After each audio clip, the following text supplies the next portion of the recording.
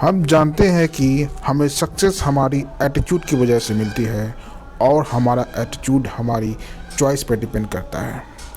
तो इसका मतलब ये हुआ success is the matter of choice not luck.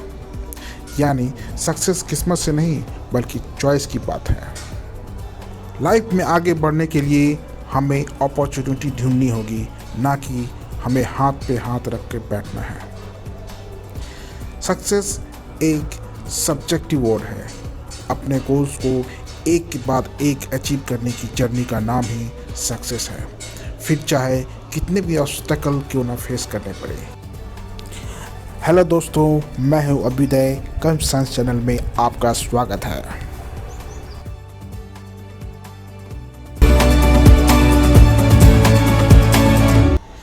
इतिहास में ऐसा कोई सक्सेस स्टोरी नहीं होगी जिसमें अड़चने ना आई हो। थॉमस एडिसन की स्टोरी तो आपको याद होगी ना। लाइट बल्ब इनोवेट करने से पहले वो करीब 10,000 बार फेल हुए थे। सक्सेस के लिए एक ऐसी मेंटलिटी बेहद ज़रूरी है जो आपके अंदर स्ट्रॉन्ग डिज़ायर, कमिटमेंट और रिस्पॉन्सिबिलिटी की फीलिंग पैदा कर सके। आपके अंदर दूसरों से ज़्यादा मेहनत करने की डिज़ायर भी होनी चाहिए। याद रहे, सक्सेस सिर्फ उन्हें ही मिलती है जो सब रखते हैं, दूसरों के बारे में सोचते हैं और हमेशा एक पॉजिटिव एटीट्यूड लेकर चलते हैं। इसके साथ ही आप में अपने टाइम को मैनेज करने की खूबी होनी चाहिए ताकि बेस्ट रिजल्ट मिल सके और किसी भी डिफ़िकल्टी में आपको पीछे नहीं हटना है। ज़्यादातर लोग मंजिल के बेहद करीब पहुंचकर अचानक पीछे हटे हैं। इसकी वजह यह है कि ये लोग उम्मीद खो चुके होते हैं। उन्हें लगता है कि उनसे अब मेहनत नहीं होगी, लेकिन हम आपको बोलेंगे कि आप रिस्क लो और आगे बढ़ो। बिजनेस की दुनिया में कदम रखना है तो पूरी तैयारी के साथ आओ। लॉज ऑफ नेचर की फिलॉसफी आपके बारे में काम आएगी।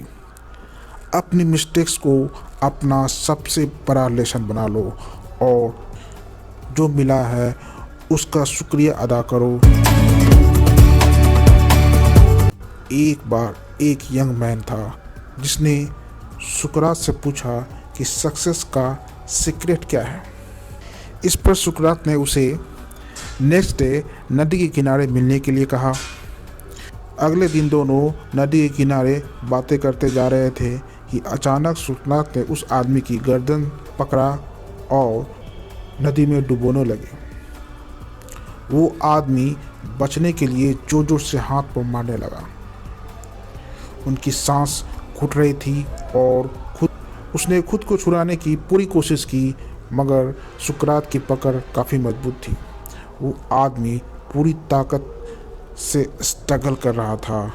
उसका पूरा फेस नीला पड़ गया था। फिर अचानक सुकरात ने अपनी पकड़ ढीली कर दी और उसे छोड़ दिया। आदमी पानी से बाहर आया और लंबी लंबी ब्रीथ लेने लगा। तब सुकरात ने उसे पूछा, जब तुम पानी के अंदर थे तब तुम क्या सोच रहे थे? उस वक्त तुम्हें किस चीज़ की सबसे ज़्यादा ज़रूरत फील हो रही थी?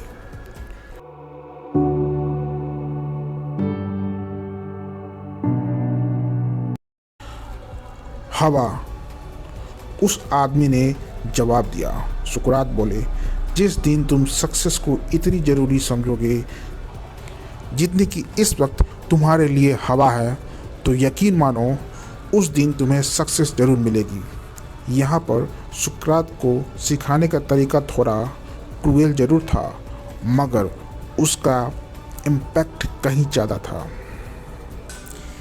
जिस दिन आपकी भी डिज़ायर इतनी स्ट्रांग होगी तो आप भी सक्सेस के पीछे हाथ धोकर पड़ जाओगे। जय हिंद, जय भारत।